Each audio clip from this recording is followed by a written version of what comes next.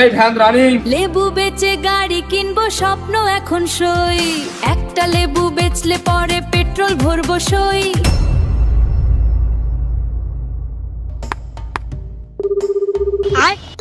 Hello Mushiyar speaking. और अभी तो रुको। কুরবাইনা না তোর সাথে কয়টা মনের কথা আছে, দেখা দে নাই ধরা দে। কেত্তি ডাকলি হঠাৎ? আমি জানি তোর মতলব ভালো না।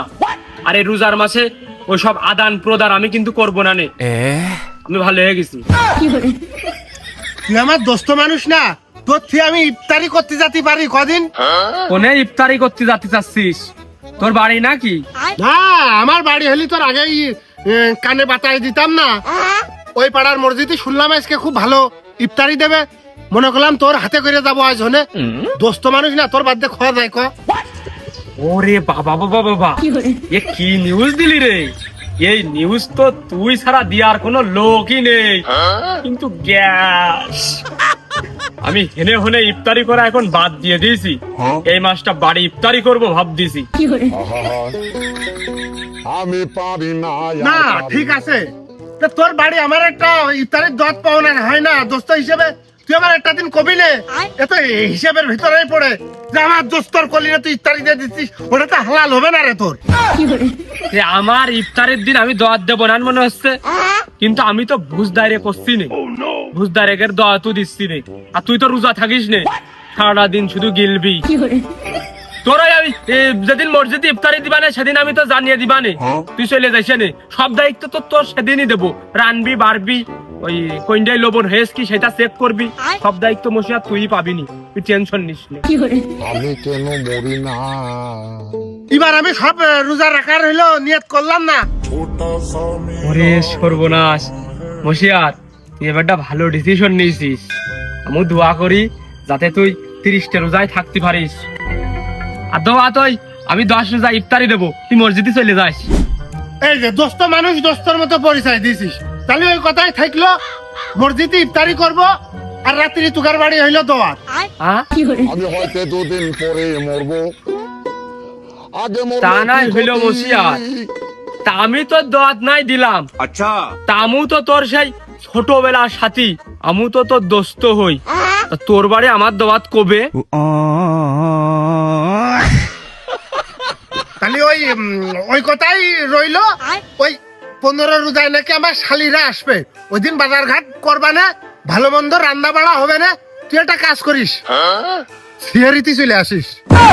हमको सिर्फ फांसी का सजा चाहिए। এমন সারে এ তো তোর দোয়াত না দিয়া কথা রে। এ ওই সমাজ হেরিতিক কোন বাড়ি পর পুরুষ যায়? তুই তো মাগরিব মানে ইফতারির সময় দোয়াত দিতে পারতিস, তোর দোয়াত দেওয়া হয়নি রে মশিয়ার।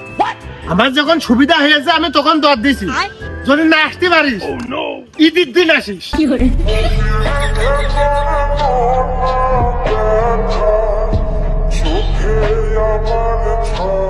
আমার এত কাজ কাপ, সেইটা বাদ দিয়ে আমি চলে আসছি ওর ফোন পাইয়ে।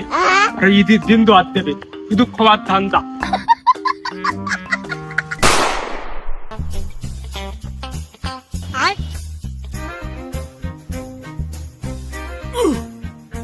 রিদাউল ভাই, একটা সত্যি কথা কবা কিন্তু, রোজা আছো? রোজা রমজান মাসে কি মিছে কথা কওয়া যায়? ও ওয়াও, কি কথা? আগে ও যা শুনলো তাই কও। রোজা আছো? ইফতারির দোয়াত দিবা? ও, যারা রোজা আছে শুধু টাকারই দিবা, যারা রোজা নেই টাকা দিবা না। তোমরাই ধরে নাও যে আমি রোজা আছি। এই ধরে নিয়ে কাজ, ইফতারে দোয়াত দেবো না। আচ্ছা, সত্যি কথা কান সহি সালামতে প্রকাশ করো, রোজা আছো? না, নেই। আশা করা যায় কি সেসব লোকের কাছ থেকে? না মানে और अभी तो रुको। আর পাঞ্জাবি তো মনে হচ্ছে খালি আয়রনটাই করতে পারো নি, 10 টাকায় কম পড়ে গেছে। জুত করে হুইল পাউডার আর ব্লিচিং পাউডার দিয়ে ধুয়ে আগের থেকে ধুয়ে দিলে রমজান মাস আসলে কি করে পড়ে নিয়ে টুক করে ইফতারের ময়দানে বসে একটা প্লেট টান দেওয়া যায়। ব্যবসা বাণিজ্য কি মানে ওই ব্যবসা রানিং করতেছো না বাদ দিয়েছো? রোজা রমজান মাস, সত্যি কথাটা কয়ে। না মানে ওইটা, হে প্রভু ওটা কি? ওইটা না করলে আমি কি করে খাবো? আজরাইল কি চিনে না আমারে গো, আমি করতে গেলে যে ওইটা করি নে, কোনো কায়দায় ওই যে বান্দা পড়ে গেছে। কি কাজ চিন্তা করো দিনে আকরাম ভাই, সহ্য করা যায়? কর্ম আমি শিখেছি একটা, হুট করে কি বাদ দিয়ে দেওয়া যায়, আর হুট করে বাদ দিয়ে দিলি আমি কি করে খাবানে?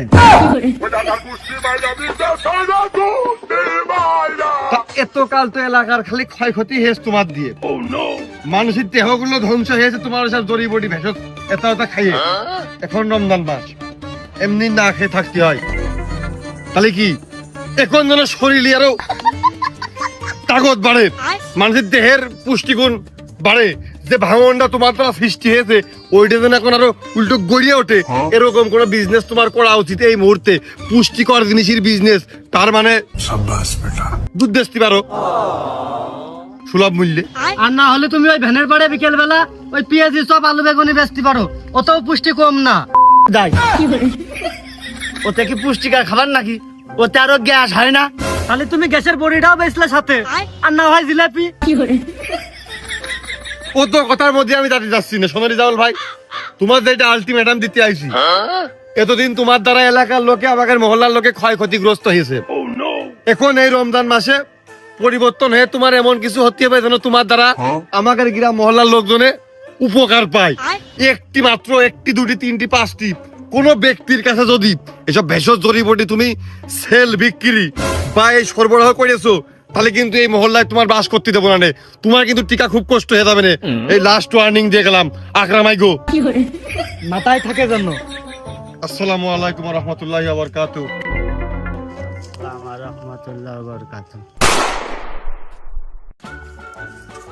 এই আসুন দেখুন আমার দুধ, ওই না আমার গরুর দুধ, একদম খাঁটি দুধ। আমার গরু বিদেশি ঘাস খায়, এই ঘাসে ভেজাল নেই, আমার দুধেও ভেজাল নেই। সরি, আমার গরুর দুধেও ভেজাল নেই, একদম টাটকা দুধ, কিনলি লস নেই, খুব মিষ্টি। ও মিয়া ভাই, এদিকে আসেন, আমার গরুর খাঁটি দুধ, দুবলো ঘাস খায়, আসেন। ভাই দুধ কত করে? 120। আমার জায়গায় 100 করে, তুমি 120 এমনি 20 টাকা বাড়িয়ে করছো। তোমার কাছে ব্যস্ত না, যাও। আমার না ভাই, তোমারটা কত? 100। আর তোরটা কত? আমারটা 100। 100 আমারটা খাঁটি দুধ। তাহলে এই মাহিরের মার এই দুধ কানিনি, যেহেতু এই বোতল আছে, দেখতেও খুব ঢকে। এই ও মাহিরির মার না, মাহিরির মার গরুত্তা। ও তো ইয়ে তো বাতলা। আরে বাবু নেও দিনি, ওই জ্বালালি ঘন হয়ে যাবে না। ওই তাহলে ওই 2700 ওই দোকানতে টাকা ভাঙিয়ে দিছে। কত করে দুধ? 110। রেজাউল ভাই তোমারটা? 130। তো দাও, আরেক ভাই যা আছে সব দিয়ে দাও। ওনি তোর যে দেহ হজম করতে পারবি নি তো, তোর তো আরো 6 মাস আগেতে হাফ কেজি করে খাওয়া উচিত ছিল। বাঙ্গি ফাটা বলি বলি তরমুজ ফাটা লালে লাল। একটু ছোলা পেঁয়াজ কিনে আইনা মুড়ি মাখায়। तो रुको जरा सबर करो। प्यारी समझ गई। রিজাউল ভাই, বাহ, কি পরিবর্তন! আসলে তো পরিবর্তন বলে কে আসে না। কোথা রেখেছো? খুব খুশি হয়েছি, বিরাট খুশি হয়েছি ভাই। আচ্ছা, তা দুধ আছে কিরাম কি কত? মনি এ অরিজিনাল দুধ, মিলনও খুব কষ্ট, খুঁজেই পাচ্ছিলাম না, তা যাই হোক কষ্ট করে পাইছি আমি।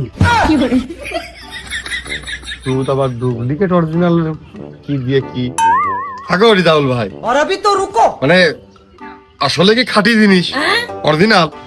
ওই যে আমি যে লোক ভালো না, এই জন্য কেউ বিশ্বাসই করতেছ না। তুমি একটু খাইয়ে দেখো না। যা, রোজা রয়েছি না, ওটা বেচা কেনার সময় তো ভুলেও কারোর কাও না, অরিজিনাল একটু খাইয়ে দেখো না। তা কট্টু কি কিরাম কি বিস্তারিত কও। শোনো বাপু সবদুল, তুমি এই দুধ নিয়ে যে খাওয়ার পরে তুমি নিজে লোকজনের কাছে গল্প করে বেড়াবানে। রিজাউল অরিজিনাল খাঁটি দুধ বেঁচে বেড়াচ্ছে, আর ওই জায়গাতে তুমি একটু কলি আমার দুধ নামটা কাটিয়ে যাবে না। সে পথে হাইটলেই না।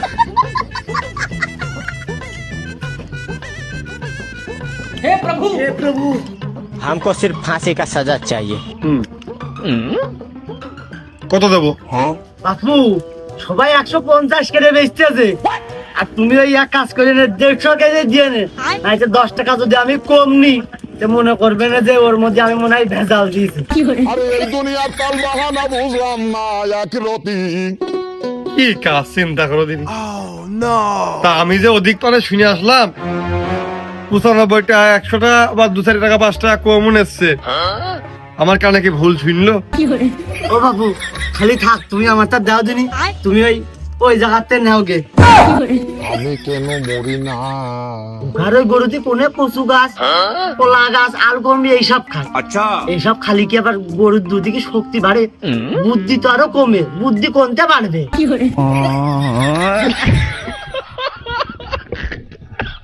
মানে গরুতে আর কর্মী পট কচু কিছু খাচ্ছে, এতে গরুর বুদ্ধি কমতেছ না, ওই দুধ খেয়ে আমাদের বুদ্ধি কমে যাচ্ছে। ওই ইদ্রিস যে গরু, সে তো টাটকা ঘাসটা খাওয়াই, বিচেলিটা খাওয়াই, সেও তো 95 টাকা করে বেচতেছে।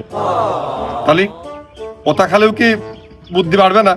ও দিনি, ও বাপু ওই দিদির গরুরে পুঙা শুকতো, ওর গরুরে গায়ে বল নেই, তো ওই গরুর দুধ খালি তোমার দই বল আসবে কোনতে?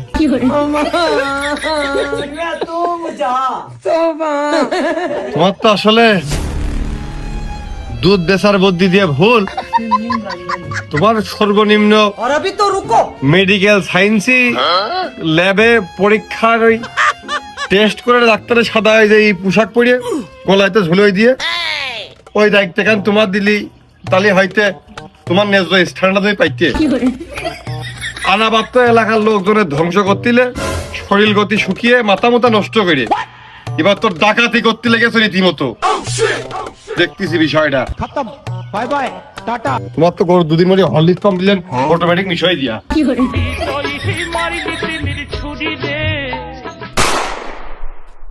রোজার মাসে দুধটা ভালোই বিক্রি হচ্ছে, ব্যবসার রামডাম ভালোই চলতেছে।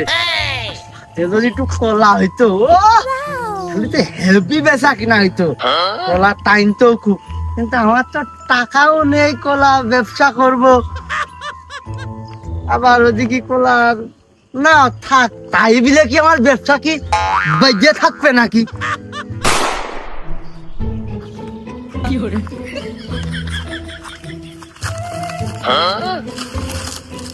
আমার এই কলার দিকি মশিয়ারের চোখটা আর রিজাউলির হাতটা যদি না পড়ে, তাহলে আমার এই কলা সুরক্ষিত। বাংলাদেশের কোন শক্তি নেই আমার এই কলা চুরি করার। কথা ক্লিয়ার? ও কুরবান চাচা, খুব কষ্ট হচ্ছে গো, আর 200 টাকা বাড়িয়ে দিয়ে।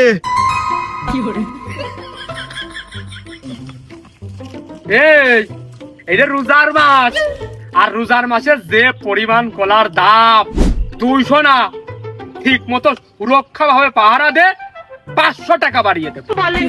চাচা ভালোভাবে নাই সুরক্ষা দিলাম, তাই এক কলার দাম কয় টাকা হবে না? অবনি এটা রোজার মাস, আর আমার হচ্ছে এক খান কলা, এক খানি প্রায় 32 খানা কলা রয়েছে। আচ্ছা, এক খানার দাম 100 টাকা। তুকার দুটো জোন নিয়েছি 3-600 টাকা দেবো। আবার কলা ভেনে করে নিয়ে যাবো, ভ্যান ভাড়া 200, যে বেঁচে দেবে তার দেবো 300। আমি এই যে হেনে যে পাহারা দিচ্ছি, আমার একটা জোন খরচ আছে, এই সব খরচ হলেও মোট 2000 টাকা হবে না। আমার তো এখনো 1200-1300 টাকা লাভ থাকবে না। ও চাচা, তুমি এই রোজা রমজান মাসে রোজা থেকে কলার ব্যবসা করে এরকম ডাকাতি করবা? এ সাহেব, কলার দাম এত, আমরা যদি আগে জানতাম পাহারা না দিয়ে কলা আগের তে আমরা নিয়ে চলে যেতাম। এই কাজ না বাড়া করবে না, চাচার পোক মেরে নিয়ে চল, পরে এসে চুরি করে নিয়ে যাওয়া না।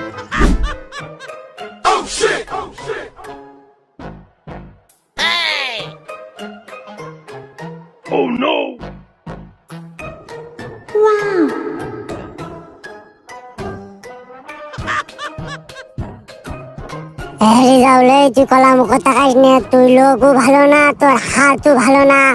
এই কলা এখানে বেঁচে কুরমাইনের বড় লোক হোক, তুই যেন এখান কাটিস নে।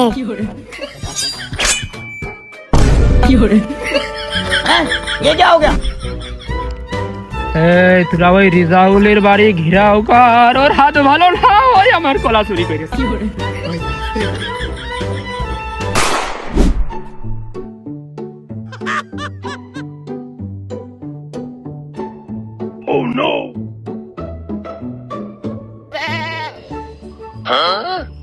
এই মনে বেগুনটা ভালো করে পাহারা দিস। रुको जरा আমার তো মনে হচ্ছে তোর এই হাতের ভিতরে তো এই বেগুনটা চুরি হয়ে যাবে।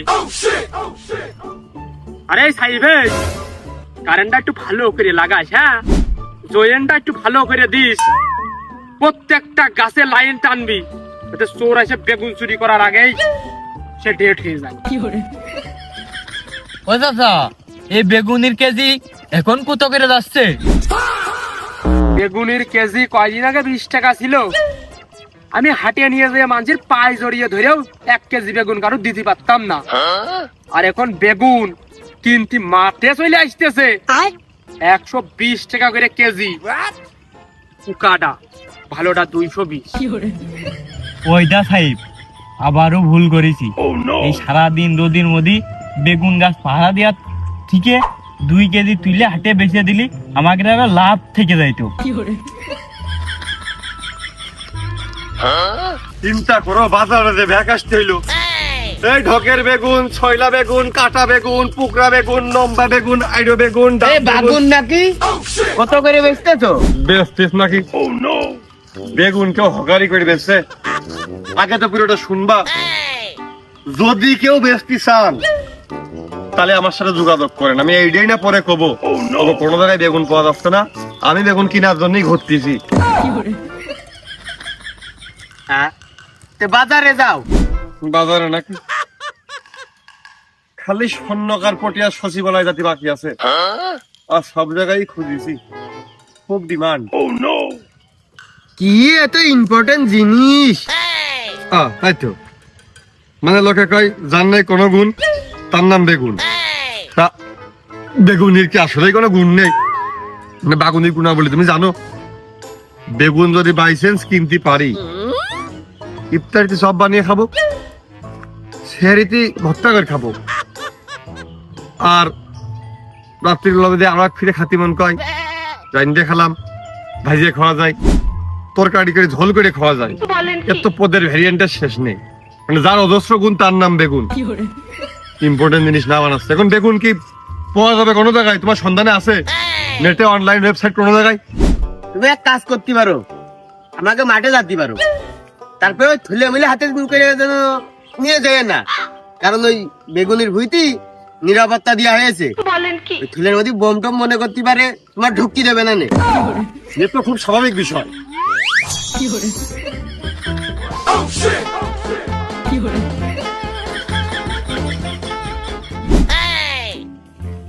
ও অবশেষে বেগুন শোনাচ্ছা।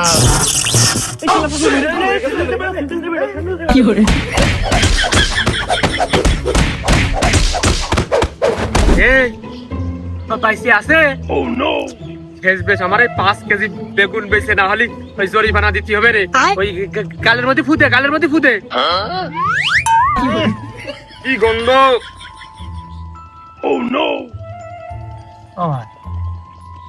তাই ইয়ে করেছেন কা আওয়াজ দে জনে সাতগা দিয়ার লাইন দাও। ও ঠিক আছে, কোন গাই তাই কবে কিটা বেগুন? শালার পাগল, কোন জায়গায় যদি সোনার খনি থাকে তুই যাইয়ে খপ করে নিয়ে চলে আসতে পারবি, এটা নিরাপত্তার বিষয় আছে না? তাই বলে বেগুনের ভিতরে কারেন্ট? তামান জায়গা খুঁজে কোনো জায়গায় বেগুন খুঁজে পাচ্ছি না। মা সব বানাইতে এসে দুনিয়ার হাট খুঁজে যায়, একটু পালাম, তাদের চোপের একটা সাইজটা করে কাটতে, ও চোপের সাইজ আসলে হয় না, ও জাদু হাত সাইজ হয়ে যায়। ফানি সাইজ রোস্টিং সাইজ হয়ে যায় ওই জায়গায় কোনো কাজ দেওয়া ভাই তা বাগুন নিয়ে বাড়ি উঠতে যদি এখন না পারি এমনি তো কোনো কাজে পাইছে গেছি ওই দিক খুসানির বাড়ি খেয়ে হুনার বাইসে থাকার লাইন হবে না নে বাগুন কি দিয়া যাবে এই তোরা সদ্দিনি বাপু তুমি কয় কেজি নিবা কদিন তুমি আমার সাথে কথা কদিনি মাঝে মধ্যেই লাগবে না এখন পোয়াও যাচ্ছে সংকট তোমার আছে কট্টু হ্যাঁ ওগো তোমার লাগবে কত তাহলে 10 মন দাও হ্যাঁ 10 মন নাকি এ বাপু অত হবে না নে 5 কেজি হলেই তাই আমি ঢাকায় নিয়ে যাই বেস্তি তুমি যখন 10 মন পাইড়িয়ে উঠতেছো না লাগবেও তো তাহলে কি তোমার জানা শুনে কোনো বড় গৃহস্থ আছে যার আবাদটা বড় মানে 10 মন 12 মন দিতে পারবে এরকম হলে ঠিকানা দিয়ে দাও সেই মুখো যাই হ্যাঁ ইদ্রিস হচ্ছে ওই 2 বিঘে লাগিয়েছে তাই হনে হচ্ছে বেগুন হবে না বেশি গেলে হচ্ছে 4 থেকে 5 মন তাই হচ্ছে 5 গাড়ি পুলিশ দিয়ে সিকিউরিটি দিয়ে সেই বেগুন পাহারা দিচ্ছে আর যারা 10 12 20 মন বেগুন হবে না তার কারণে কি করে স্থান নেই ঠিক ভালো কথা কথাটা খুলে তাহলে এখন তারাপুরের মধ্যে সময়ও সংকট তোমার বেগুন খাদি গ্রাম যাবে না ওকে কোন জাত মানে বেগুনের জাতের নাম কি নিত্য কি যায় বাপু এই বেগুন শুধু হাত দিয়ে কাটতে হয় আর তেলের ভিতর ছাড়ার পরে এরা কিভাবে যে ড্যান্স করতে করতে যে একবারে তেলের মতো ভাজা হয়ে যায় টের পাবা না খাতি খুব টেস্ট আর আমার এই বেগুনই সার দিয়া নেই লাগাইছি আর শুধু সেচ দিয়েছি হেভি হয়েছে বেগুন ভালো গুছালো কায়দায় একটা বুঝ দিয়ে দিলে বেগুন তেলের মধ্যে দিলে নাই সেটাই জানি নত্য কি বেগুন নিত্য কি বেগুন দেখা যাচ্ছে কোনো পাতার পাড়ে সারগুলো পড়ে পড়ে রয়েছে বুঝলে সার দিয়া না তাই পাতার পাড়ে না যাই বেগুন ভালো হলে হচ্ছে কত করে মানে দামটা কত করে বেগুন 120 পোকাটা আর ভালোটা 220 আর তুমি এই যে আমার খেতে চলে এসো ডাইরেক্ট তুমি যেই কয় কেজি লাগে নাও 5 টাকা কম দিয়ে নে তোমার কাছে কি পোকা বেগুনের দাম আমি শুনেছি মানে 10 মন বেগুনের আসে নিয়ে রেট দিলাম তোমার কি আবার কুমা ঘরে নাই ছেলে মনে হয় তারপরে এত বেগুন নেবো ক্ষেতের বেড়া এসে তোমার ওই কেজি প্রতি 5 টাকা কম নেওয়াটা উচিত না হ্যাঁ এমন তুই ভুল বুঝেছিস মানে তুই যা বেগুন নিবি মোটের পাতে 5 টাকা কম নেব তোর কয় কেজি লাগবে তুই তাই ক মোটের পাতে বলে 5 টাকা কম দেখ তারপরেও পয়সা করে না তার ভাবি না এদের লাগবে খেতে আইসি হাতে নাগালে বেশ পাইও গেলাম তাহলে তুমি আমার চাষা গুছিয়ে কাছিয়ে গড়ে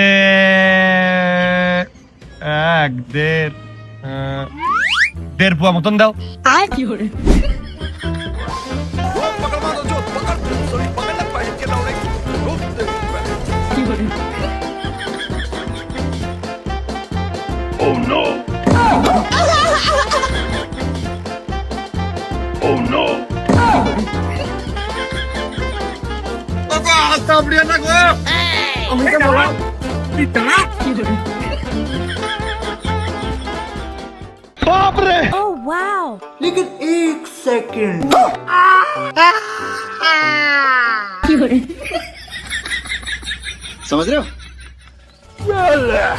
ও মশিয়ার বন্ধু আমার তুই অন্য কেউ হলি হাত পড়ে যায় না তুই কপ মারলি কা কারো কবি কপ মারলি লেবুর যে দাম তুই জানিস আমি ঝোপ মেরে রয়েছি যে কিটা এসে আমার এই লেবুতে হাত দেবে আর তার আমি কোপ মেরে দেবো তুই কিছু জানিস না আমি কিছু জানি না মনে করলাম আমার দোস্তের একটা লেবু গাছ আছে তোর আজকে যে সেরিতে আমাকে বাড়ি দোয়াত না তা মনে করলাম ইসুপগুলির ভুসি লেবুর রস আর হইলগে রাস না দিয়ে তোর একটু মোহাব্বত কা পিয়ার শরবত বানিয়ে দেবো মামা আর তুই অমনি খপ করে খপ মেরে দিছিস না বন্ধু হচ্ছে না তোর সাথে আবার সব সম্পর্ক থাকবে কিন্তু এই লেবু নিয়ে কোনো সম্পর্ক নেই এই লেবু হাত দিয়ে মানে সম্পর্ক বিচ্ছিন্ন হয়ে গেল তুই কি বুঝিস কিরে এই সামান্য একটা লেবুর জন্য কুরমাইন আর মশারের সম্পর্ক বিচ্ছিন্ন হয়ে যাবে একবারে বেকআপ। সামান্য লেবুর দাম কয় টাকা রে কদিন? এ সামান্য মানে এ মশিয়ারে, তুই কি গাছ শুদ্ধ নিবি না কয়টা নিবি তাই ক। গাছ শুদ্ধ কিনে কি আমি ব্যবসা ঠাপাবো নাকি? খালি কিনবো কয় টাকা? ক 4টা নেবো। और अभी तो रुको, क्लाइमैक्स अभी बाकी। চারটা নিবি মানে খালি 400 টাকা দে, টাকা দে।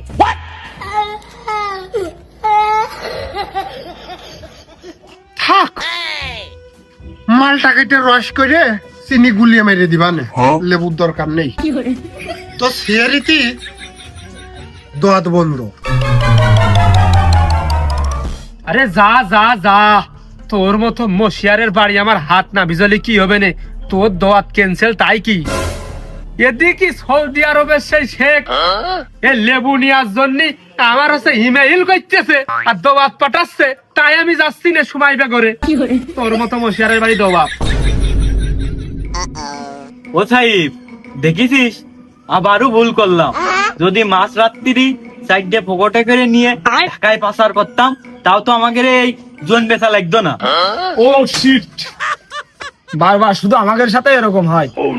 সাইডে লেবু চুরি করে নিয়ে 10 ভাই পদ্মা সেতুতে একটা টোল দিলি, বাকি 3 ডে ঈদের মার্কেটে যাইতো আমাদের।